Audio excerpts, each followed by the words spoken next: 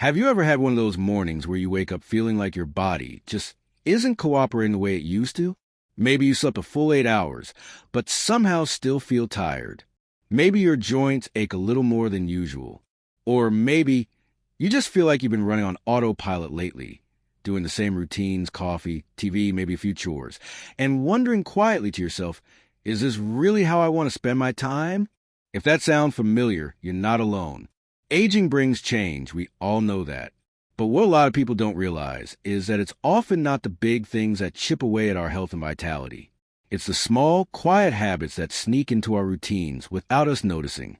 The ones that seem harmless, even comforting. But over time, they slowly drain our energy, dull our spark, and believe it or not, can actually shorten our lives. The good news? Once you notice these habits, you can change them. And those small adjustments can lead to powerful, life-extending results. That's what we're talking about today. We're going to gently look at 4 common habits that many seniors fall into, not out of laziness or neglect, but simply because no one told us any different. And we'll talk about what to do instead, so you can feel more vibrant, more energized, and yes, live longer and better. Let's begin with one habit that often feels so innocent. It hides in plain sight. Spending too much time sitting. Now, you probably heard that sitting is the new smoking. And while that might sound dramatic, it's not far from the truth. Studies have shown that prolonged sitting, especially without breaks, can lead to all kinds of health problems. We're talking about heart disease, muscle loss, blood sugar spikes, poor circulation, and even a higher risk of dementia. And it's not just about the number of hours you sit. It's about how often you break up that sitting time. Think about your typical day. Do you find yourself sitting through breakfast, then sitting while reading or watching TV, then maybe more sitting during lunch, followed by a nap or crossword puzzle, and then, before you know it, it's dinner time? It's not that any of those things are bad on their own. But if sitting becomes the dominant posture of your day, your body starts to weaken, your metabolism slows down, and your joints begin to stiffen. Here's the shift. You don't have to become a marathon runner. You don't even need to hit the gym every day. All you really need are moments. Tiny breaks every 30 to 60 minutes where you simply move. Stand up, stretch, walk around the house, step outside for a few breaths of fresh air, march in place while waiting for the kettle to boil. These mini movements may seem small, but over time, they rebuild strength, improve circulation, and keep your energy flowing. I once met a man in his late 70s who had a simple rule. Every time a commercial break came on, he stood up and did 10 steps around the coffee table. That's it. But he said after doing that consistently for just a few weeks, he felt more awake during the day and slept better at night. That's how powerful movement can be when it's built into your routine, instead of treated like a chore. Now, let's talk about another sneaky habit, one that's often disguised as taking it easy, and that's avoiding mental challenges. After retirement, it's easy to fall into a rhythm where your mind isn't stretched the way it used to be. You don't have work deadlines. The kids are grown. The calendar might not be as packed as it once was. And slowly, without meaning to, your brain starts to coast. You stick with the same shows, the same books, the same small talk. It's comforting, sure, but it also puts your brain at risk. Just like your muscles, your brain thrives on challenge. It stays sharp when you get something new to chew on, a language, a puzzle, a conversation that makes you think. But when we let the mind go idle, it begins to slow. Memory gets foggier. Attention weakens. And over time, it raises your risk for cognitive decline. You don't need to enroll in college again to keep your brain healthy. It can be as simple as learning the lyrics to a new song, taking a different route on your walk, and noticing the changes. Trying out a recipe that challenges your timing and attention. Even something as basic as switching the hand you use for brushing your teeth wakes the brain up. One woman I spoke with recently started writing short stories again, something she hadn't done since her 20s. It's not about being good at it, she told me. It's about feeling alive. When I'm writing, I forget I'm 74. I just feel present. That's the key, being present. Being curious. Keeping your brain on its toes. So if your days are starting to feel a little too quiet, too predictable, that might be your cue. Try something new. Your mind will thank you, and so will your future self. Now that we've gently unpacked these two habits, sitting too much and letting your mind idle, we're starting to see a pattern. The things that quietly drain our lives aren't always loud or obvious. They creep in during our quiet moments. But the good news is we don't need to overhaul everything. Small, simple choices can create big ripple effects. And we're just getting started. Now that we've opened the door to movement and mental stimulation, let's keep walking through. Because there's another habit that might be even more common and just as dangerous. And it has to do with what we put or don't put on our plates. I'm talking about undereating.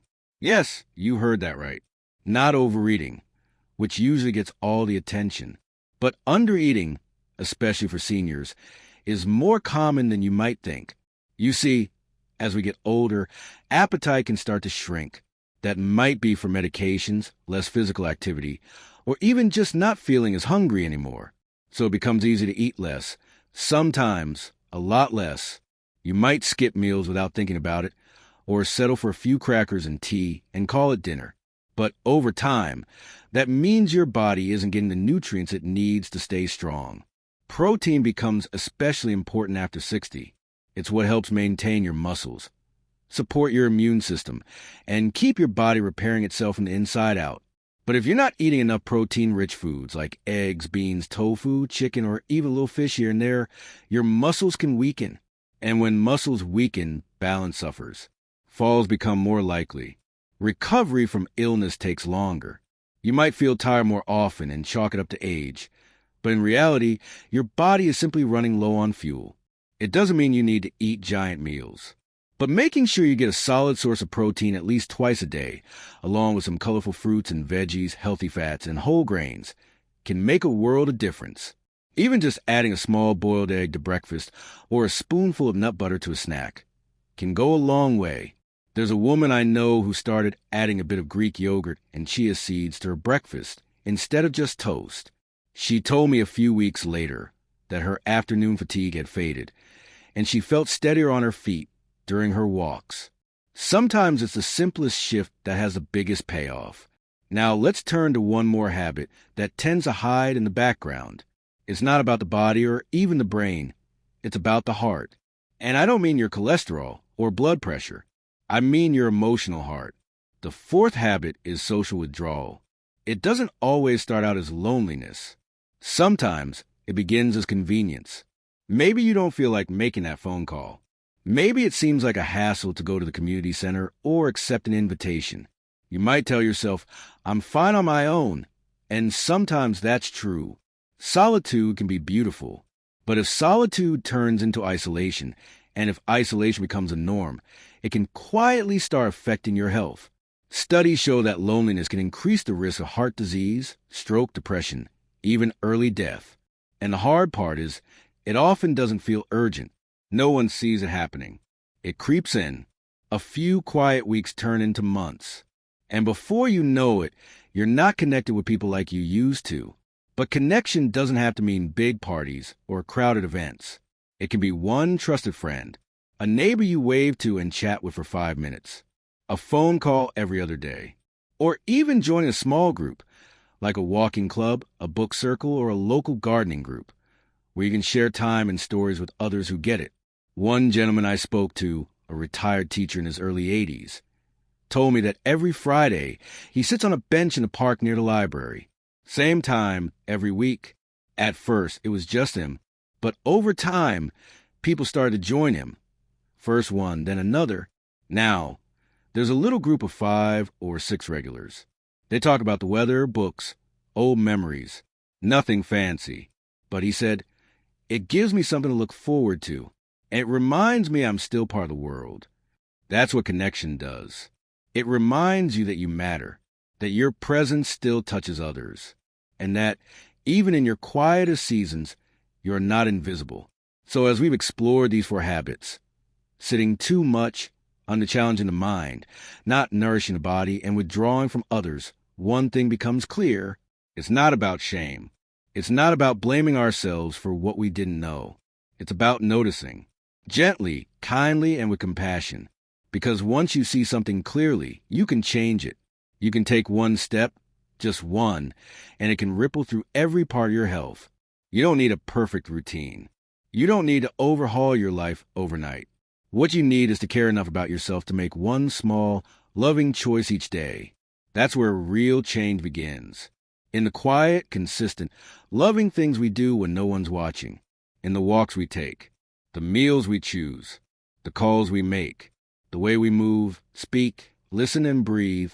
And if you're still here, still watching, that means something inside you is ready, not for perfection, but for presence, for vitality, for another chapter that feels brighter, fuller, and more connected than the last. Let's keep going.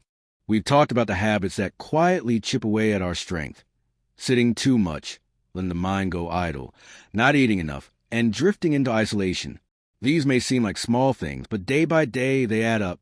And when we're not paying attention, they can steal years, not just from our life, but from the quality of our life. But here's the good news. Just as small habits can hurt us, small changes can heal us. One of the most powerful changes we can make is simply deciding to be intentional, to wake up and ask ourselves, what is one thing I can do today to take care of myself? Not out of fear, not because we're broken, but because we deserve to feel good. We deserve to be strong, to wake up with energy, to go to bed feeling proud of how we spent our time. That's not too much to ask. That's not being selfish. That's being alive. And you don't need to do it alone.